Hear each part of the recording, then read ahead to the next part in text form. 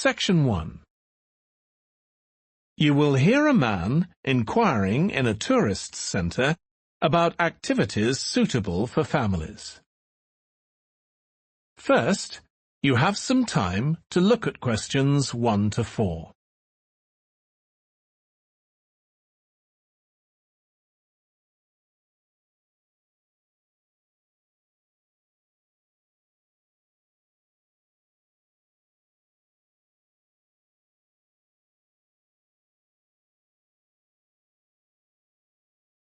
You will see that there is an example that has been done for you. On this occasion only, the conversation relating to this will be played first. Hi, can I help you? I'd like to find out if you have any excursions suitable for families. Sure. How about taking your family for a cruise?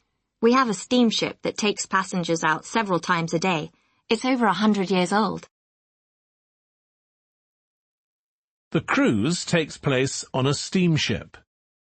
So steamship has been written in the space. Now we shall begin. You should answer the questions as you listen because you will not hear the recording a second time. Listen carefully and answer questions 1 to 4. Hi, can I help you? I'd like to find out if you have any excursions suitable for families. Sure. How about taking your family for a cruise? We have a steamship that takes passengers out several times a day. It's over 100 years old. That sounds interesting. How long is the trip? About an hour and a half. And don't forget to take pictures of the mountains. They're all around you when you're on the boat and they look fantastic. Okay. And I assume there's a cafe or something on board? Sure. How old are your children? My daughter's 15 and my son's 7. Right. Well, there are various things you can do once you've crossed the lake to make a day of it. One thing that's very popular is a visit to the country farm. You're met off the boat by the farmer and he'll take you to the holding pens where the sheep are kept. Children love feeding them. My son would love that. He really likes animals. Well, there's also a 40-minute trek round the farm on a horse if he wants. Do you think he'd manage it? He hasn't done that before. Sure. It's suitable for complete beginners. Good. And again, visitors are welcome to explore the farm on their own, as long as they take care to close gates and so on.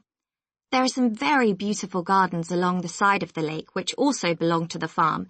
They'll be just at their best now. You could easily spend an hour or 2 there. Okay, well, that all sounds good. And can we get lunch there? You can, and it's very good, though it's not included in the basic cost. You pay when you get there. Right. Before you hear the rest of the conversation, you have some time to look at questions 5 to 10.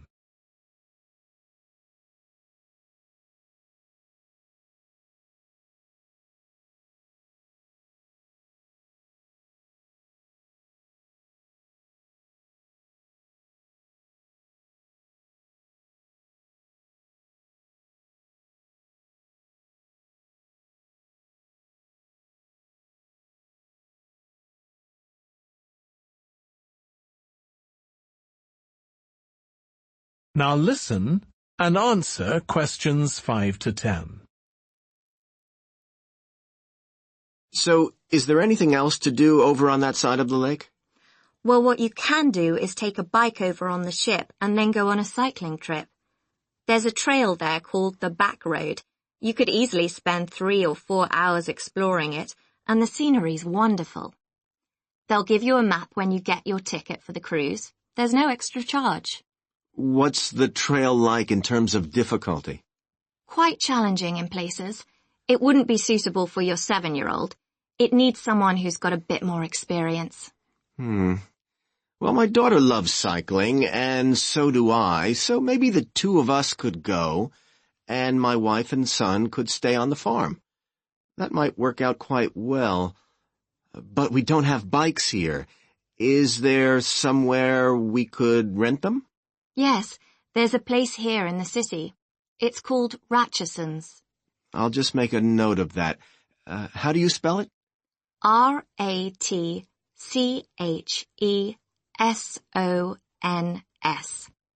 It's just by the cruise ship terminal. Okay. You'd also need to pick up a repair kit for the bike from there to take along with you, and you'd need to take along a snack and some water. It'd be best to get those in the city. Fine. That shouldn't be a problem. And I assume I can rent a helmet from the bike place. Sure, you should definitely get that. It's a great ride, but you want to be well prepared because it's very remote. You won't see any shops round there or anywhere to stay, so you need to get back in time for the last boat. Yeah. So what sort of prices are we looking at here? Let's see. That'd be 1 adult and 1 child for the cruise with farm tour. That's $117, and an adult and a child for the cruise only, so that's $214 altogether. Oh, wait a minute. How old did you say your daughter was? 15. Then I'm afraid it's $267, because she has to pay the adult fare, which is $75, instead of the child fare, which is $22. Sorry about that. That's okay. So how do we find out? That is the end of section 1.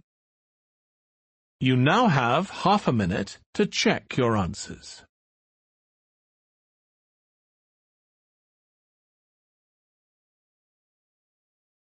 Section 2. You will hear a restaurant manager talking to a small group of new staff who are starting work as kitchen assistants in a restaurant. First, you have some time to look at questions 11 to 16.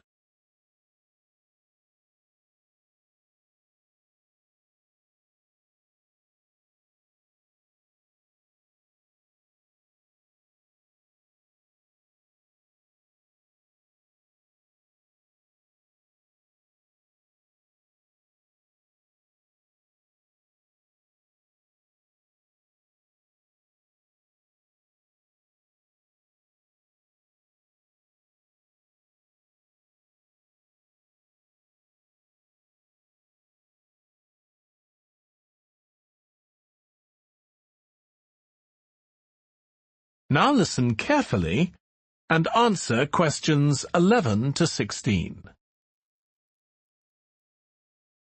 Good morning, everyone. My name's Joy Parkins, and I'm the restaurant manager. And I understand that none of you have had any previous experience as kitchen assistants. Well, you might be feeling a bit nervous now, but most of our kitchen assistants say they enjoy the work. Okay, they might get shouted at sometimes, but it's nothing personal, and they're pleased that they have so many different things to do, which means they never get bored. And I'll tell you straight away that if you do well, we might think about moving you up and giving you some more responsibility. Right, well, you've all shown up on time, which is an excellent start. Now, I'm glad to see none of you have unsuitable footwear, so that's good. You need to be careful as the floors can get very wet and slippery. Those of you with long hair have got it well out of the way, but some of you'll need to remove your rings and bracelets. Just put them somewhere safer today, and remember to leave them at home tomorrow, as they can be a safety hazard. Now, it's going to be a busy day for you all today.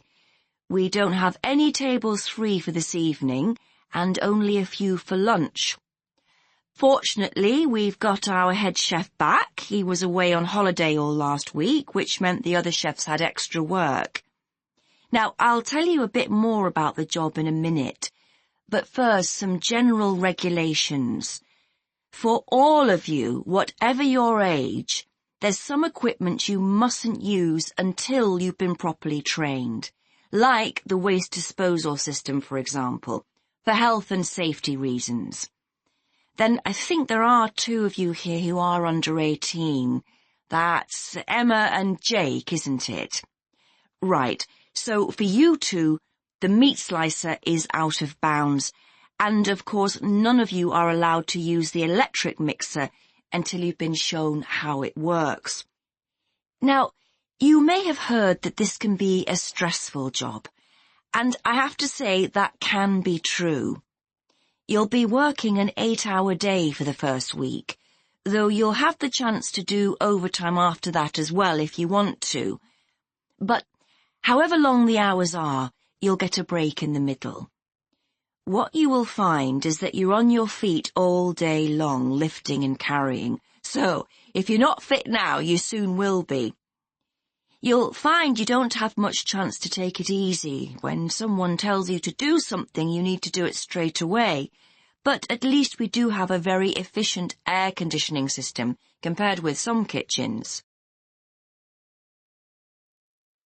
Before you hear the rest of the talk, you have some time to look at questions 17 to 20.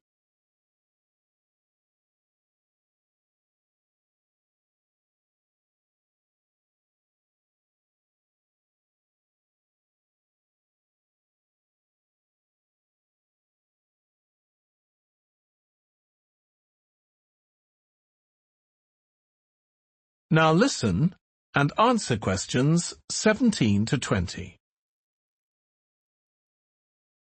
Now, let me tell you about some of the people you need to know. So, as I said, I'm Joy Parkins, and I decide who does what during the day and how long they work for. I'll be trying to get you to work with as many different people in the kitchen as possible, so that you learn while you're on the job.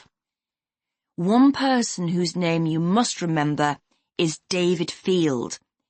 If you injure yourself at all, even if it's really minor, you must report to him, and he'll make sure the incident is recorded and you get the appropriate treatment. He's trained to give basic treatment to staff himself, or he'll send you off somewhere else if necessary. Then there's Dexter Wills. He's the person you need to see if you smash a plate or something like that. Don't just leave it and hope no one will notice. It's really important to get things noted and replaced, or there could be problems later. And finally, there's Mike Smith. He's the member of staff who takes care of all the stores of perishables. So, if you notice we're getting low in flour or sugar or something, make sure you let him know so he can put in an order. Okay, now the next thing we need to cover. That is the end of section 2. You now have half a minute to check your answers.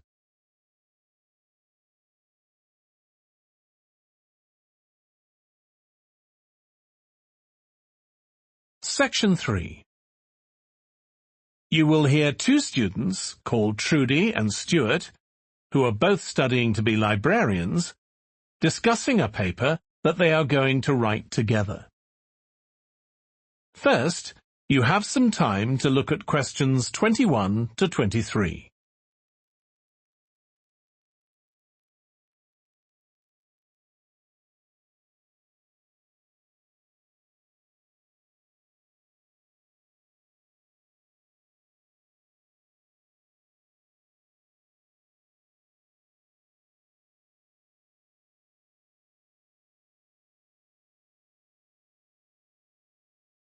Now listen carefully and answer questions 21 to 23.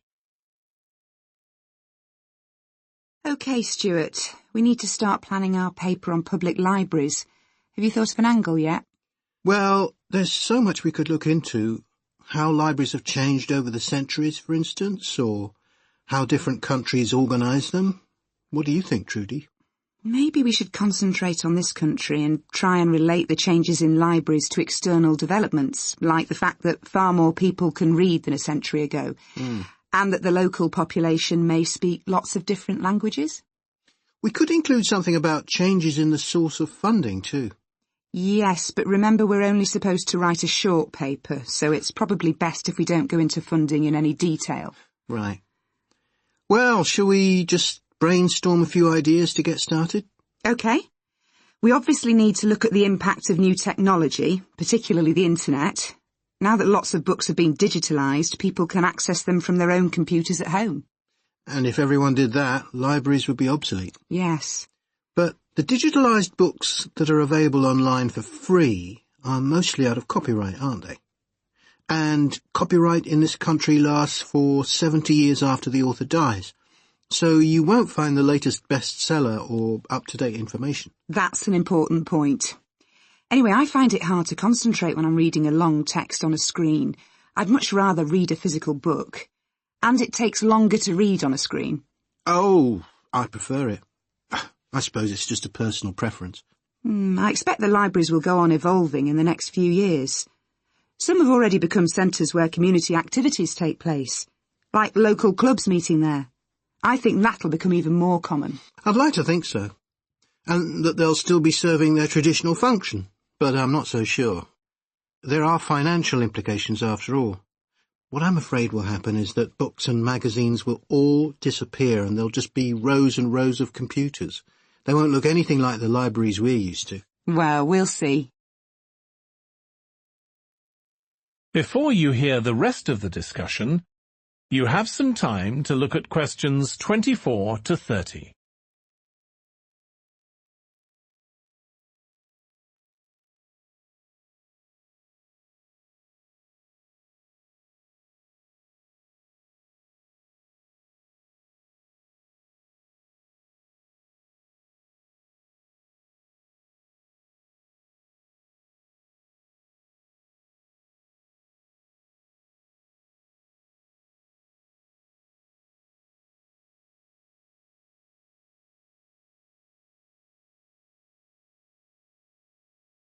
Now listen and answer questions 24 to 30. I've just had an idea. Why don't we make an in-depth study of our local public library as background to our paper? Yes, that'd be interesting. And raise all sorts of issues. Let's make a list of possible things we could ask about, then work out some sort of structure. For instance, we could interview some of the staff and find out whether the library has its own budget or if that's controlled by the local council. And what their policies are. I know they don't allow food, but I'd love to find out what types of noise they ban. There always seems to be a lot of talking, but never music. I don't know if that's a policy or it just happens. I've often wondered. Then there are things like how the library is affected by employment laws. I suppose there are rules about working hours, facilities for staff and so on. Right. Then there are other issues relating to the design of the building and how customers use it. Like, what measures does the library take to ensure their safety? They'd need floor coverings that aren't slippery, and emergency exits, for instance. Oh, and another thing. There's the question of the kind of insurance the library needs to have, in case anyone gets injured. Yes, that's something else to find out. You know something I've often wondered? What's that? Well, you know they've got an archive of local newspapers going back years. Well, next to it, they've got the diary of a well-known politician from the late 19th century. I wonder why it's there. Do you know what his connection was with this area? No idea. Let's add it to our list of things to find out. Oh, I've just thought. You know, people might ask in the library about local organisations, like sports clubs. Well, I wonder if they keep a database, or whether they just look online. Right. I quite fancy finding out what the differences are between a library that's open to the public and one that's part of a museum, for example. They must be very different. Then something else I'd like to know is... That is the end of section 3. You now have half a minute to check your answers.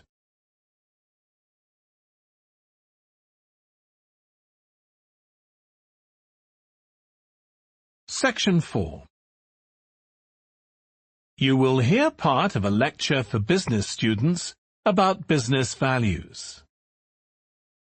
First, you have some time to look at questions 31 to 40.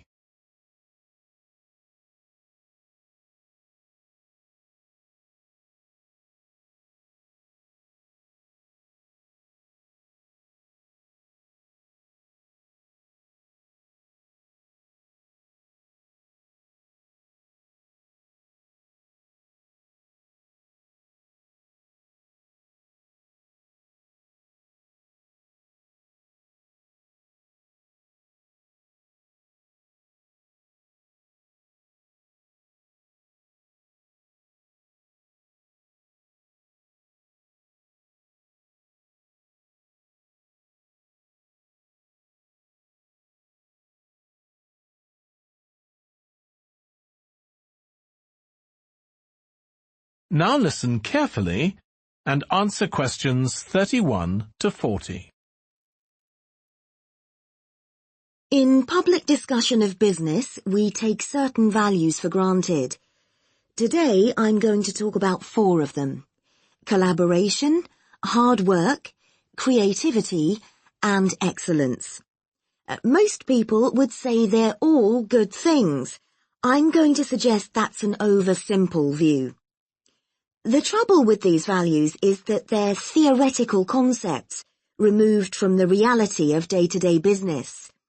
Pursue values by all means, but be prepared for what may happen as a result. They can actually cause damage, which is not at all the intention. Business leaders generally try to do the right thing, but all too often the right thing backfires if those leaders adopt values without understanding and managing the side effects that arise. The values can easily get in the way of what's actually intended. Okay, so the first value I'm going to discuss is collaboration. Let me give you an example. On a management training course I once attended, we were put into groups and had to construct a bridge across a stream using building blocks that we were given. The rule was that everyone in the team had to move at least one building block during the construction. This was intended to encourage teamwork. But it was really a job best done by one person. The other teams tried to collaborate on building the structure and descended into confusion, with everyone getting in each other's way. Our team leader solved the challenge brilliantly. She simply asked everyone in the team to move a piece a few centimetres to comply with the rule, and then let the person in the team with an aptitude for puzzles like this build it alone. We finished before any other team. My point is that the task wasn't really suited to team working, so why make it one? Teamwork can also lead to inconsistency, a common cause of poor sales. In the case of a smartphone that a certain company launched, one director wanted to target the business market, and another demanded it was aimed at consumers. The company wanted both directors to be involved, so gave the product a consumer-friendly name, but marketed it to companies. The result was that it met the needs of neither group. It would have been better to let one director or the other have his way, not both.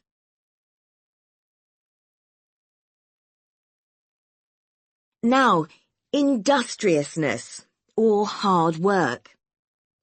It's easy to mock people who say they work hard. After all, a hamster running around in a wheel is working hard and getting nowhere. Of course, hard work is valuable, but only when properly targeted. Otherwise, it wastes the resources that companies value most, time and energy, and that's bad for the organisation. There's a management model that groups people according to 4 criteria: clever, hard-working, stupid, and lazy. Here, lazy means having a rational determination not to carry out unnecessary tasks. It doesn't mean trying to avoid work altogether. Most people display 2 of these characteristics, and the most valuable people are those who are both clever and lazy. They possess intellectual clarity, and they don't rush into making decisions. They come up with solutions to save the time and energy spent by the stupid and hard-working group. Instead of throwing more man-hours at a problem, the clever and lazy group looks for a more effective solution. Next, we come to creativity. This often works well. Creating an attention-grabbing TV commercial, for example, might lead to increased sales. But it isn't always a good thing. Some advertising campaigns are remembered for their creativity without having any effect on sales. This happened a few years ago with the launch of a chocolate bar. Subsequent research showed that plenty of consumers remembered the adverts, but had no idea what was being advertised. The trouble is that the creator derives pleasure from coming up with the idea and wrongly assumes the audience for the campaign will share that feeling. A company that brings out thousands of new products may seem more creative than a company that only has a few, but it may be too creative and make smaller profits. Creativity needs to be targeted to solve a problem that the company has identified. Just coming up with more and more novel products isn't necessarily a good thing. And finally, excellence. We all know companies that claim they strive for excellence, but it takes a long time to achieve excellence. In business, being first with a product is more profitable than having the best product. A major study of company performance compared pioneers, that is, companies bringing out the first version of a particular product, with followers, the companies that copied and improved on that product. The study found that the pioneers commanded an average market share of 29%, while the followers achieved less than half that, only 13%, even though their product might have been better. Insisting on excellence in everything we do is time-consuming, wastes energy, and leads to losing out on opportunities. Sometimes second-rate work is more worthwhile than excellence. Make sure it's excellent sounds like a good approach to business, but the just get started approach is likely to be more successful. That is the end of section 4. You now have half a minute to check your answers.